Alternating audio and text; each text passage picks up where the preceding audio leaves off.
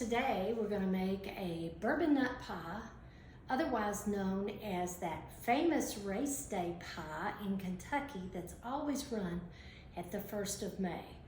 Can't call it what it's normally called because it's trademarked, but I can teach you to make that pie so you can have it at your party. So one of the things I've already done is made a crust. Everybody has their own favorite crust recipe, so you can either buy crust. I would recommend deep dish. You can make your own crust, or you can have a friend make your crust. Crust is not easy, but it's one of my favorite parts of the pie. So what we're gonna do, and you can find this recipe on my Facebook page, or you can Google me at Kentucky Spirited Chef, and the recipe will be on that site. What I'm doing right now is for those folks that when they look at the recipe, they need a little assistance. It's called Make It With Me. Got a new site called Kentucky Spirited Chef, Make It With Me, and I'm gonna be posting new recipes every week.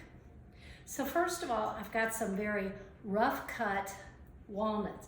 Yes, you heard me right, walnuts. A lot of people make this pie with pecans, and you can if that's the nut that you prefer. But right now, I'm gonna dump all of those rough cut pecans, spread them out in the bottom of my pie, right here. And then we're gonna take the dark chocolate chips and we're gonna spread them over the walnuts.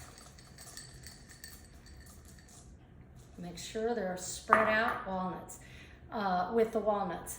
And so then we're just gonna make the filling of the pie, and it's as easy as that. A lot of people are afraid to make some of these specialty dishes, but this is a Kentucky dish.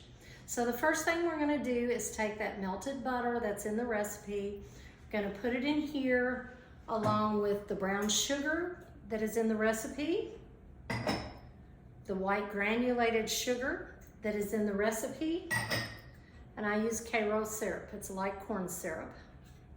Gonna put it all in here into the bowl. And then we're going to make sure that it's mixed really well. Doesn't take very long.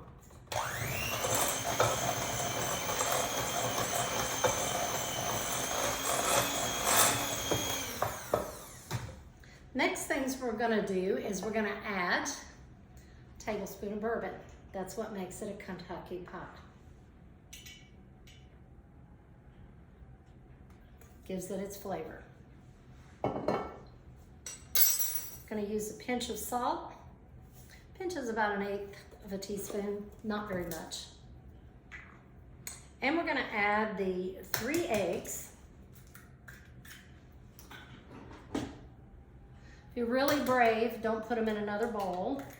If you have a bad egg, you're gonna have to start all over again. But if you're really brave, just go ahead and break them in like I do. And all you have to do is mix it up.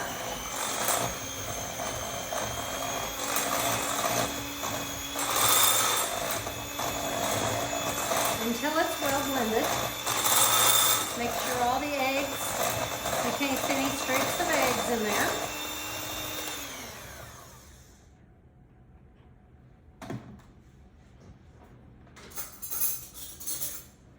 And then you just take this luscious filling and pour it right over the walnuts and the chocolate.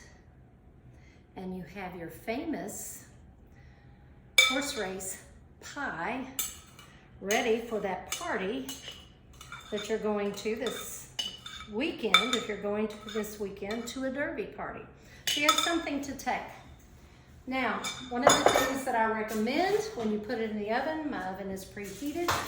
Let me show you what the pie looks like. It just has, you can see the walnuts and the chocolate in it.